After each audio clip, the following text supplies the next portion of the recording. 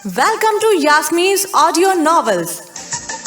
हमारे चैनल को सब्सक्राइब कीजिए और नॉवेल्स को लाइक शेयर जरूर कीजिए। इसके साथ साथ फीडबैक देना मत भूलिएगा। तो चलते हैं आज की नॉवेल की जानिब, जिसका नाम है मदहोश।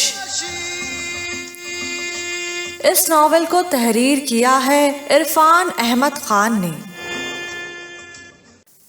अलमास के एक पुरस्कार ने उसे शिकारपुर से आमों की पेटियां भिजवाई थीं। उनमें से एक वो झल्ले से मुलाकात के लिए जाते वक्त साथ ले गया। सादिया ने फ़ोन करके अपना पूरा ख़ानदान इकट्ठा कर लिया था, क्योंकि उनकी घर अलमास खान जैसा मशहूर मेहमान आ रहा था। सबने ऐसे ज़र्क बर्क लिबास पहन रखे थे जैसे कोई शादी या मंगनी हो। अलमास और सूफिया को बहुत अच्छा महसूस हुआ जब उनका इस्तकबाल करने पूरा घर गेट के पास चला आया। अलमास को सादिया की नवासियों ने फूलों के हार पहनाए और सूफिया को गजरे। सब उनके साथ गले मिले और बहुत एहतराम के साथ घर के अंदर ले गए। झल्ले को झल्ला कहना तो अलमास को गुनाहे कबीरा लग रहा था, क्योंकि उसने बेशकीमत सूट जेबतन कर रखा था और किसी भी लिहाज से झल्ला नहीं लगता था। अलमास ने उसे मुखातिब करने के लिए लफ्ज़ अंकल इस्तेमाल करने का फैसला किया और सादिया के लिए लफ्ज़ आंटी। अलमास ने सादिया से कहा कि मुलाजिम को कहकर उसकी गाड़ी में पड़ी आमों की पेटी उठवा लें, ऐसा ना हो कि वो भूल ही जाए। आम भी किसी को भूले हैं। मेरे पोते ने तुम्हारी गाड़ी में पड़ी पेटी देख भी ली थी और 2-3 बार मुझे इसके हवाले से पूछा था। आम पर तो बड़ों बड़ों का जी ललचाता है, क्या मिर्ज़ा गालिब, क्या अल्लामा इकबाल और क्या जनरल ज़िया। बल्कि जनरल ज़िया तो आमों पर मरने वाले सबसे बड़ी शख्सियत हैं। सादिया के जवाब पर अलमास समेत सब मुस्कुरा रहे थे। आमों की पेटी मैंने खोल कर नहीं देखी, इसलिए आम अच्छे बुरे होने के बारे में कह नहीं सकता, मगर हर साल तो मुझे अच्छे आम ही भिजवाए जाते हैं। अलमास ने मुलाजिम को आमों की पेटी ताम खाने में ले जाते देखकर कहा, नहीं, अच्छे ही होंगे, मैंने खाकर देखे थे। सूफिया ने यकीन दिलाते हुए कहा, आंटी, मेरा एक तज्जिया है कि ग़िज़ाई पैदावार बढ़ रही है और भूख और हिर्स भी बढ़ रही है और हम दिन ब दिन नाशुक्रे होते जा रहे हैं। जैसा मुझे सूफिया ने आपकी कहानी के दौरान बताया कि किसी ज़माने में घर का मुर्गा पकाना बहुत बड़ी बात समझी जाती थी, मगर आज हम लोग रोज़ाना मुर्गा खाने के बावजूद खुश नहीं हैं। इसकी क्या वजह है? वजह मेरी नज़र में यह है कि मीडिया हमारी ख्वाहिशात को बढ़ा चढ़ा कर पेश कर रहा है। हम गैर ज़रूरी चीज़ों को भी बहुत ज़रूरी ख्याल करने लगे हैं, इसके बावजूद कि हमारा मयार ज़िंदगी कहाँ से कहाँ पहुँच गया है। हम नाशुक्री में बनी इसराइल की बराबरी करने लगे हैं। एक फिल्म की शूटिंग के दौरान आंटी सबीना ने बताया कि वो स्टूडियो टांगे पर जाया करती थीं और उन्हें फिल्म का मुआवजा हज़ारों लाखों में नहीं सैकड़ों में मिलता था, मगर फिर भी वो बहुत खुश रहा करते थे। वो फिल्म में काम मिल जाने को भी बहुत बड़ी बात समझा करते थे।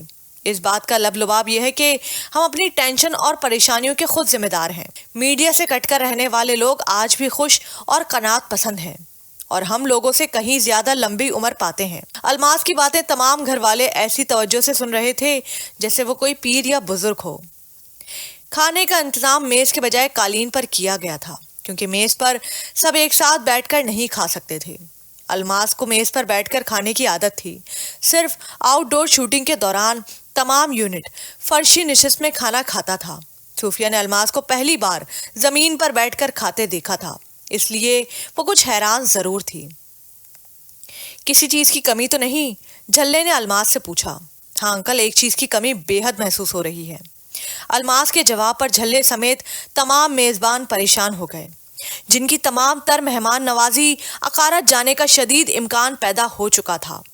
बताओ बेटा, झल्ले के बजाय सादिया ने बड़े प्यार और तहम्मुल से अलमास से दरियाफ्त किया। ऊंट रोस्ट की कमी है। अलमास का जवाब सुनते ही बड़े मुस्कुराए और 9 उम्रों के कहके छूट गए।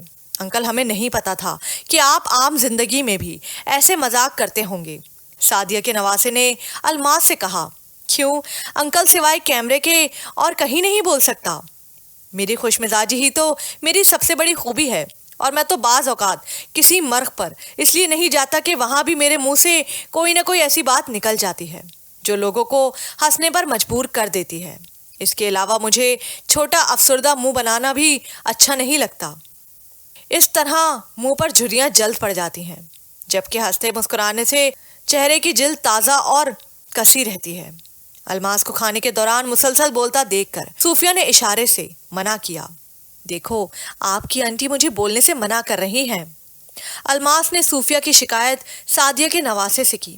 آنٹی پلیز، الماس انکل سے ہم نے کون سا روز روز ملنا ہے، ہمیں باتیں کرنے دیں۔ سعدیہ کے نواسے نے باقاعدہ ہاتھ جوڑتے ہوئے صوفیہ سے درخواست کی، جس پر کوئی بھی مسکرائے بغیر نہ رہ سکا۔ کھانے کے دوران ہی کسی بچے نے آ کر بتایا کہ باہر بادل آ چکے ہیں اور ٹھنڈی ٹھنڈی ہوا چل رہی ہے۔ یہ سنتے ہی سب نے جلدی جلدی کھانا ختم کیا اور چھت پر جا کر آرام کرسیاں سنبھالی۔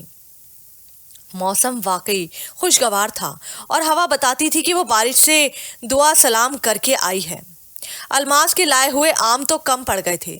جھلے نے ملازم کو اسی وقت گاڑی دے کر اور آم لے آنے کے لیے بھجوایا۔ یہ آم کیسے کم پڑ گئے؟ سعدیہ کو حیرت تھی۔ بچے نے تو آم ٹھنڈے ہونے سے پہلے ہی کھا لیے تھے، عظیم کی بیوی نے اپنی ساس کو بتایا۔ توبہ ہے، رات دن کھاتے ہیں پھر بھی ان کا جی نہیں بھرتا۔ سعدیہ نے کہنے کو تو کہہ دیا، مگر بچوں کی ماں کو اس بات پر سخت اعتراض تھا، کیونکہ اپنے بچوں سے چھین کر آم انہوں نے بھی کھائے تھے۔ یہ آم چیز ہی ایسی ہے، جتنا بھی کھا لو جی نہیں بھرتا۔ الماس نے ماحول کی تلخی دور کرنی چاہی۔ شاید اسی لیے حکمران ملکی وسائل کو جو قرضوں پر مشتمل ہیں عام سمجھ کر کھاتے چلے جا رہے ہیں اور انہیں اپھارا بھی نہیں ہو رہا۔ سعدیہ کے لہجے میں تلخی اب بھی موجود تھی۔ عام اور منٹو کے حوالے سے تمہیں ایک واقعہ گھر چل کر سناؤں گا، الماس نے صوفیہ کے کان میں کہا۔ سب کو کیوں نہیں سناتے؟ صوفیہ نے سرگوشی میں کہا۔ تھوڑا سا اوور ہے جو صرف بیوی ہی کو سنایا جا سکتا ہے، الماس نے وضاحت کی۔ تم میاں بیوی کون سی راز کی باتیں کر رہے ہو؟ کچھ نہیں انکل، بجلی کا بل زیادہ آنے کے متعلق بات کر رہے تھے۔ صوفیہ نے بات بنائی۔ انکل یہ جھوٹ بول رہی ہے، میں تو کچھ اور بات کر رہا تھا۔ الماس نے یہ بات کہہ کر صوفیہ کی جان ہی تو نکال دی۔ چلو تم سچ بتا دو۔ جھلے نے جب الماس کو پچکارتے ہوئے یہ جواب دیا تو صوفیہ بیچارگی سے الماس کے منہ کی طرف دیکھنے لگی۔ یہ ٹیلی فون کا بل زیادہ آنے کے متعلق بات کر رہی تھی۔ الماس کا جواب سنتے ہی صوفیہ نے سکھ کا سانس لیا اور اسے بہترین اداکار تسلیم کر لیا، جبکہ باقی تمام کو مایوسی ہوئی۔ وہ کسی بہت بڑے انکشاف کی توقع رکھتے تھے۔ آموں کی نئی کھیپ کے ساتھ ہی دودھ کی کچی لسی بھی آ گئی اور کچھ دیر بعد بارش بھی، گویا تمام لوازمات پورے ہو گئے۔ خدا کا لاکھ لاکھ شکر ہے میں بارش سے پہلے آم لے آیا، ورنہ فی کلو 10 روپے اور بڑھ جاتے، آم لانے والے ملازم نے کہا، اور آم کھانے میں مصروف سب لوگوں نے سر ہلا کر اس کی تائید کی۔ بارش کچھ تیز ہو گئی تھی، جس پر کچھ لوگ نیچے چلے گئے اور کچھ نے کرسیاں برآمدے کے نیچے کر لیں۔ میں عشاء کی نماز پڑھ کر آتی ہوں، ابھی تم لوگوں نے جانا نہیں ہے، سعدیہ نے صوفیہ کو بطور خاص بتاتے ہوئے کہا۔ الماس اور صوفیہ نے بھی کرسیاں برآمدے میں کر لی تھیں، جس پر جھلے نے بڑا خوبصورت تبصرہ کیا تھا۔ فلموں میں تو ہیروئنوں کے ساتھ بارش میں خوب نہاتے اور ناچتے ہو، بیوی کے ساتھ 2 منٹ بارش میں نہیں بیٹھ سکتے۔ انکل وہ، الماس نے وضاحت کرنے کی کوشش کی۔ ٹھیک کہتے ہیں انکل، ہر بات کا جواب دینا ضروری نہیں ہوتا۔ صوفیہ نے باقاعدہ الماس کے منہ پر ہاتھ رکھتے ہوئے اسے چپ کروایا۔ آنٹی آپ کو نانو نیچے بلا رہی ہیں، سعدیہ کے نواسے نے آ کر صوفیہ سے کہا۔ صوفیہ الماس سے اجازت لے کر نیچے چلی گئی اور الماس جھلے سے باتیں کرنے لگا۔ کیسا ہے تمہارا خاوند؟ خوش تو رکھتا ہے تمہیں؟ سعدیہ جو نماز پڑھ چکی تھی اپنے کمرے میں صوفیہ سے مخاطب تھی۔ آپ کے سامنے کی بات ہے، میں کیا کہوں؟ صوفیہ کو جواب دیتے ہوئے ایسی شرم محسوس ہوئی جیسے اس کی ماں اس سے حمل کے بارے میں پوچھ رہی ہو۔ دیکھنا اور چیز ہے اور محسوس کرنا اور چیز۔ دنیا کے سامنے تو میں بھی کسی زمانے میں اپنے خاوند سے محبت کرتی تھی، مگر اندر ہی اندر باؤ شریف میرے دل میں بسا تھا۔ سعدیہ نے اپنی بات کی وضاحت کی۔ ایسی کوئی بات نہیں آنٹی، نہ ان کے دل میں میرے علاوہ کوئی اور ہے اور نہ ہی ایسا کوئی معاملہ میرے ساتھ ہے۔ ہم ایک دوسرے سے غیر مشروط محبت کرتے ہیں، جو شاید محبت کا ایک نیا اور بہتر فلسفہ ہے۔ آنے والے وقت کا دعویٰ میں نہیں کر سکتی، مگر آج تک تو اچھی نبھ رہی ہے۔ صوفیہ کا جواب سن کر سعدیہ کو خوشی ہوئی کہ آج کے میاں بیوی پرانے دور کی نسبت ایک دوسرے کو زیادہ اہمیت دینے لگے تھے۔ صحت تو ٹھیک ہے تمہاری؟ سعدیہ نے صوفیہ سے پوچھا۔ اللہ کا شکر ہے، برا وقت بہت جلد گزر گیا۔ الماس سے شادی کے بعد میں نے کوئی دکھ نہیں دیکھا۔ اس کے سائبان تلے مجھے سکون ہی سکون ملا۔ موم کے سائبان تلے زندگی گزارنے کا تجربہ کر چکی ہوں۔ صوفیہ کا اشارہ جمشید کی طرف تھا، مگر الماس نے مجھے وہ تحفظ اور اعتماد دیا ہے جس کا میں کبھی تصور بھی نہیں کر سکتی تھی۔ سعدیہ کو جواب دینے کے بعد صوفیہ نے اس سے پوچھا، آنٹی آپ اپنی سنائیں، موجودہ زندگی سے آپ مطمئن تو ہیں؟ میری زندگی کا نیا دور میرے بیٹے عظیم کے نام ہے۔ خدا نے اسے اتنی عقل اور سمجھ دی کہ اس نے ماں باپ تک کو اپنی دانش سے قائل کر لیا۔ خدا اسے دنیا جہاں کی خوشیاں دے۔ میں تو ہر ماں کو یہی دعا دوں گی کہ خدا اسے عظیم جیسا بیٹا دے۔ شادی کے بعد بڑے بڑے بدل جاتے ہیں، مگر وہ نہیں بدلا۔ شادی سے پہلے صرف وہ میرے پاؤں دباتا تھا، اب اس کی بیوی بھی میری ہر طرح سے خدمت کرتی ہے۔ سہاگ رات تک کو اس نے اپنا معمول ترک نہ کیا اور میرے پاؤں دبانے آیا۔ میں نے زبردستی اسے بیوی کے پاس بھیجا۔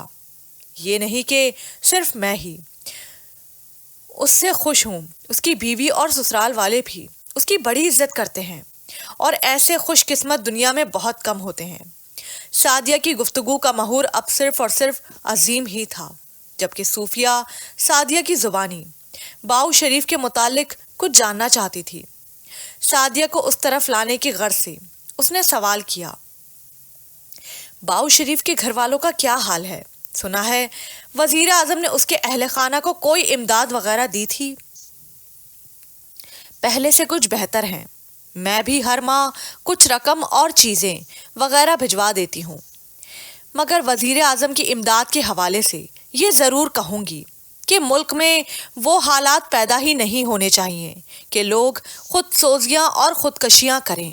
کھاتے بڑے ہیں، مرتے چھوٹے ہیں۔ آج تو حکومتی حکمت عملی کا یہ احوال بن چکا ہے کہ پہلے حالات خراب کرو اور پھر امن و امان قائم کرنے کا کریڈٹ لو۔ یہ کوئی طریقہ نہیں، ایشو کو نان ایشو اور نان ایشو کو ایشو بنایا جا رہا ہے، یعنی سیدھا سیدھا عوام کی شرح خواندگی کو کم ہونے کا فائدہ۔ سعدیہ نے باؤ شریف کے حوالے سے زیادہ بات نہ کی تھی۔ انکل آپ نے کبھی موجودہ مقام کے متعلق سوچا تھا؟ الماس نے جھلے سے پوچھا۔ سوال ہی پیدا نہیں ہوتا۔ رے گھوڑی کے علاوہ میری زندگی میں تھا ہی کیا؟ میں تو سعدیہ کو بھی گھوڑی سے زیادہ نہیں سمجھتا تھا، مگر اس کی جدائی نے میری زندگی ہی بدل ڈالی۔ میں نے اس کی عدم موجودگی میں بہت غور کیا اور اس کے متعلق بہت سوچا، اور یہ محسوس کیا کہ مجھے خود کو کم از کم اب تو بدلنا چاہیے۔ اس کے باوجود کہ میں ریڑھا گھوڑی بیچ کر سعدیہ اور باؤ شریف کو مار ڈالنے کی نیت سے پستول خریدا تھا، اور میرا کوئی بھی کام کرنے کا ارادہ نہ تھا۔ میرے بچے اللہ کے سپرد تھے۔ محلے والے ترس کھا کر انہیں کھانے پینے کو کچھ دے دیتے تھے۔ عظیم بھی انہی دنوں حالات سے مایوس ہو کر گھر سے بھاگ گیا، مگر خوش قسمتی سے اسے لاہور کے ایک مشہور پینٹر نے اپنے ساتھ کام پر لگا لیا، جہاں اس نے دن رات ایک کر دیے، اور اس وقت گھر لوٹا جب وہ کچھ بن چکا تھا اور اکیلا گھر سنبھال سکتا تھا۔ اسی دوران میرے دوست نے مجھے ایک اچھی جگہ برف کا ڈبو کھلوا دیا اور اڈا چل جانے کے بعد میرے ہی نام کر دیا۔ اسی دوران مجھے پڑھنے لکھنے کا شوق ہو گیا، جس نے میری زندگی اور بدل دی۔ بیٹیاں جو ماں کے کھو جانے سے ذمہ داری پڑ جانے پر وقت سے پہلے بڑی ہو گئی تھیں، گھر میں سلمے ستارے کا کام کرنے لگی تھیں۔ ہم سب کی مشترکہ محنت کا نتیجہ اس گھر کی صورت میں نکلا، ورنہ جن حالات کا سامنا ہم نے کیا تھا ان حالات میں تو ہمیں تتر بتر ہو جانا چاہیے تھا، مگر خدا کو ہماری بہتری مقصود تھی، اور پھر عظیم بیٹے کی بدولت اس کے گھر کی سب سے قیمتی چیز سعدیہ لوٹ آئی اور ہمارا گھر مکمل ہو گیا۔ جھلے نے الماس کے سوال کا مفصل جواب دیا تھا۔ آپ کو باؤ شریف کی خودسوزی کا افسوس ہوا تھا؟ الماس نے جھلے سے اپنی دانست میں بڑا چپتا ہوا سوال کیا تھا۔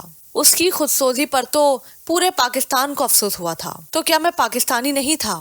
جھلے کے جواب نے الماس کو شرمندہ کر کے رکھ دیا۔ شاید تمہارا خیال یہ ہوگا کہ اس نے میری بیوی بھگائی تھی، اس لیے مجھے خوش ہونا چاہیے تھا۔ کچھ تعلیم نے مجھے بدل دیا تھا اور کچھ عظیم کی باتوں نے، اور ویسے بھی جب وہ سعدیہ کو اس گھر میں لے کر آیا تھا تو اس نے مجھ سے قرآن اٹھوایا تھا کہ میں ماضی کے حوالے سے باؤ شریف اور سعدیہ سے کوئی کدورت نہیں رکھوں گا۔ جنرل ضیاء قرآن اٹھوا کر جھوٹ بول سکتا ہے، میں نہیں۔ ایک ایمان ہی تو ہے جو ہم غریبوں کے پاس ہوتا ہے۔ باؤ شریف غربت کے ہاتھوں مرا، اس کا مجھے بہت افسوس ہوا۔ غربت انسان کا زندگی اور انسانیت پر سے اعتماد ختم کر دیتی ہے، اور جب یہ چیزیں نہ رہیں تو زندگی بھی موت بن جاتی ہے۔ جھلے کے جواب نے الماس کو مزید سوالات کرنے سے باز رکھا، اور پھر ان کا موضوع گفتگو بدل کر کرکٹ پر آ گیا۔ یار تمہاری معلومات مجھ سے زیادہ ہے۔ یہ ساجد مصطفیٰ جیسے نکمے کھلاڑی کو ہر میچ کیوں کھلایا جاتا ہے؟ جھلے نے الماس سے پوچھا، جس کی بولتی بند ہو گئی تھی۔ انکل سچی بات مجھے معلوم ہے، مگر آپ کو بتاتے ہوئے شرم آتی ہے۔ الماس کے جواب نے جھلے کو ہنسنے پر مجبور کر دیا تھا۔ شادی کے بعد باپ بیٹا برابر ہو جاتے ہیں اور ان میں کوئی پردہ نہیں رہتا۔ تم بھی میرے بیٹے جیسے ہو، شرم والی کوئی بات نہیں۔ جھلے نے الماس کو سچ بولنے پر اکساتے ہوئے کہا۔ ساجد مصطفیٰ کے متعلق میں نے چیف سلیکٹر کے الفاظ خود اپنے کانوں سے سنے ہیں، جو اس نے ساجد مصطفیٰ سے فون پر کہے تھے۔ چیف سلیکٹر ساجد مصطفیٰ کو فون پر کہہ رہا تھا، تمہاری بیوی مجھے کھلاتی ہے اور میں تمہیں میچ کھلاتا ہوں، وہ میری خدمت کرتی ہے اور تم قوم کی خدمت کرتے ہو۔ یہ ہے ساجد مصطفیٰ کی اعلیٰ پرفارمنس کا راز۔ الماس کے جواب نے جھلے کو حیران کر ڈالا۔ میں نے لوگوں سے سنا تھا کہ ساجد مصطفیٰ کا تعلق کرکٹ اسپانسر کرنے والی سگریٹ ساز کمپنی کے اعلیٰ عہدیداروں سے ہے، مگر تمہاری بات زیادہ درست معلوم ہوتی ہے۔ جھلے نے اپنی رائے دی۔ بارش بہت تیز ہو گئی تھی، اس لیے الماس نے جانے کی اجازت چاہی۔ آپ نے تو گاڑی میں جانا ہے، بارش سے تو وہ ڈرے جس کی اپنی سواری نہ ہو۔ جھلے نے الماس کے جانے کا جواز مسترد کرتے ہوئے کہا، ویسے بھی 12 بجنے والے ہیں، اب ہمیں چلنا چاہیے۔ الماس نے گھڑی دیکھتے ہوئے کہا، رات کے 12 یا 1 بجے کا وقت ہونا آپ کے لیے کیا معنی رکھتا ہے؟ اسٹوڈیو میں تو شوٹنگ ہی رات کو ہوتی ہے۔ جھلے نے کسی وکیل کی طرح الماس کے اس جواب کو بھی مسترد کر دیا۔ تو آپ ہمیں رات کے لیے یہی روکنا چاہتے ہیں؟ الماس نے اپنے اندازے سے کہا، رک جانے میں ہماری عزت ہے، تم نے کون سا صبح گھڑی دیکھ کر کام پر جانا ہے؟ دیکھتے نہیں، تمہارے آنے سے پورا گھر کتنا خوش ہے۔ سعدیہ بھی صوفیہ کو جانے کون کون سی کہانیاں سنا کر دل خوش کر رہی ہوگی۔ ہم بڈھوں کو باتیں کرنے کا ٹھرک ہی تو ہوتا ہے، اسی ٹھرک کو پورا کرنے کے لیے اشفاق احمد بھی تلقین شاہ کرتا ہے۔ اب ٹی وی پر پروگرام وظیفہ ہے، جہاں اس کی باتوں پر بلا وجہ سر ہلانے کے لیے 4 معزز بندے بھی آتے ہیں، بلکہ اب تو پیاسا کوے کے پاس نہیں، کواں پیاسے کے پاس آتا ہے۔ اب پروگرام وظیفہ داستان سرائے اشفاق احمد کا گھر ہی میں ریکارڈ ہوتا ہے، جہاں اشفاق احمد کسی ذہنی مریض کی طرح اکیلا بولتا ہے۔ طرز تو مجھے مہاتما بدھ کے مجسمے پر آتا ہے، جو سچائی کی علامت ہے، مگر اشفاق جیسے جھوٹے کے گھر رہنے پر مجبور ہے۔ مجھے تو شک ہے کسی پروگرام کے دوران مجسمہ تڑک جائے گا۔ اگر صوفیہ کو گھر جانے کا فکر نہیں تو تمہیں جانے کی جلدی کیوں ہے؟ جو تم نے گھر جا کر کرنا ہے وہ یہیں کر لینا، تمہیں ہم علیحدہ کمرہ دیں گے۔ جھلے کے جواب نے الماس کو خاموش کرا دیا، اور پھر ان کی باتیں بہت دیر تک چلتی رہیں۔ کیسی رہی آؤٹنگ؟ صوفیہ نے الماس کے ساتھ جھلے کے گھر سے صبح ناشتے کے بعد گھر واپس جاتے ہوئے کہا، زبردست، بہت سادے اور ملنسار لوگ تھے، کبھی کبھی ایسے لوگوں سے ملتے رہنا چاہیے۔ یہ لوگ ریگ مال کی طرح آپ پر سے مصنوعیت کا زنگ اتار دیتے ہیں۔ الماس نے رات کی دعوت کو تصور میں لاتے ہوئے کہا، ہاں، تم منٹو اور آم کے حوالے سے کون سی بات بتانی چاہ رہے تھے؟ صوفیہ نے سڑک پر آموں کی 4-5 ریڑیاں دیکھ کر الماس سے پوچھا۔ منٹو تو تمہیں پتا ہے بڑا رومان پسند آدمی تھا، سنا ہے ایک بار وہ آم خریدنے کسی ریڑھی والے کے پاس رکا جو نوجوان تھا اور اس کے ہاتھوں پر مہندی لگی تھی۔ منٹو نے اس سے مہندی کی بابت پوچھا تو اس نے بتایا کہ اس کی شادی کو چند ہی روز ہوئے ہیں۔ آسمان پر بادل چھائے تھے اور کسی وقت بھی بارش ہو سکتی تھی۔ منٹو نے نوجوان سے کہا، میاں، یہ وقت آم بیچنے کا نہیں، گھر جا کر وہ آم چوسو جو تمہاری بیوی تمہارے لیے پیدائشی طور پر لے کر آئی ہے۔ نوجوان شرما گیا اور ان آموں کی طرف اشارہ کیا جو ابھی فروخت ہونا تھے۔ منٹو نے اس کا مسئلہ تمام آم خرید کر حل کر دیا اور سارے آم تانگے میں رکھوا کر اپنے گھر لے گیا، اور نوجوان پھل فروش اس کام کو سر انجام دینے گھر چلا گیا جس کے لیے منٹو نے اس کے سارے آم بغیر کسی خاص ضرورت کے خرید لیے تھے۔ الماس نے صوفیہ کو واقعہ سنا کر مسکرانے پر مجبور کر دیا۔ ہاں، منٹو سے ایسی امید ہی رکھی جا سکتی ہے۔ صوفیہ نے کچھ دیر بعد کہا، کیا منٹو نے غلط کیا تھا؟ الماس نے صوفیہ سے پوچھا۔ میں نے کب کہا؟ ایسی اپروچ کسی عام بندے کی تو ہو ہی نہیں سکتی۔ اصل میں مجھے یہ کہنا تھا۔ صوفیہ نے الماس کو مطمئن کیا۔ میں نے آج کراچی جانے کے لیے بکنگ کروانی ہے، 1 ہفتے کا ٹور ٹھیک رہے گا؟ الماس نے صوفیہ سے پوچھا۔ میں کیا کہہ سکتی ہوں، یہ تو وہاں جا کر پتہ چلے گا کہ کتنے دن کافی ہوں گے۔ صوفیہ نے معاملہ الماس پر ہی چھوڑ دیا۔ الماس ذہن میں کچھ حساب کتاب کرتا رہا اور گھر جانے سے پہلے ہی صوفیہ کے ساتھ ٹریول ایجنٹ کے پاس گیا اور 2 روز بعد کی ٹکٹ کنفرم کروا لی۔ الماس کی اپنے خاندان سے علیحدگی فلمی لائن اختیار کر لینے کی وجہ سے تھی، کیونکہ اس کا سارا خاندان اس لائن کو کنجروں میراثیوں کی لائن قرار دیتا تھا۔ ان کے خیال میں اسلحے کی غیر قانونی تجارت، دہشت گردی، اغوا برائے تاوان اور ہیروئن کی فروخت معزز پیشے تھے۔ صوفیہ کے خاندان والوں نے اس کا بائیکاٹ جمشید سے لو میرج کر لینے پر بطور سزا کیا تھا، اور وہ سزا ابھی تک برقرار تھی۔ مگر اصل صورتحال کیا تھی؟ الماس اور صوفیہ اپنے متکبر خاندانوں، لمبی ناک والوں سے کٹ کر بھی قائم و دائم تھے، معاشرے کے اہم ذمہ دار اور کارآمد رکن تھے۔ ان لوگوں کے لیے جو ذات برادری کی آکسیجن کے بغیر جینے کا تصور بھی نہیں کر سکتے۔ ان کی مثال غیر معمولی تھی۔ وہ اپنی توانائیاں خاندانی جوڑ توڑ کے بجائے مستحقین کی فلاح و بہبود کے لیے صرف کرتے تھے، مگر اپنی نیکیوں کا ڈھنڈورا نہیں پیٹتے تھے، جیسا کہ برادریوں میں رواج پایا جاتا تھا کہ اگر کوئی امیر ہے تو امیر کیوں ہے، اور اگر کوئی غریب ہے تو غریب کیوں ہے۔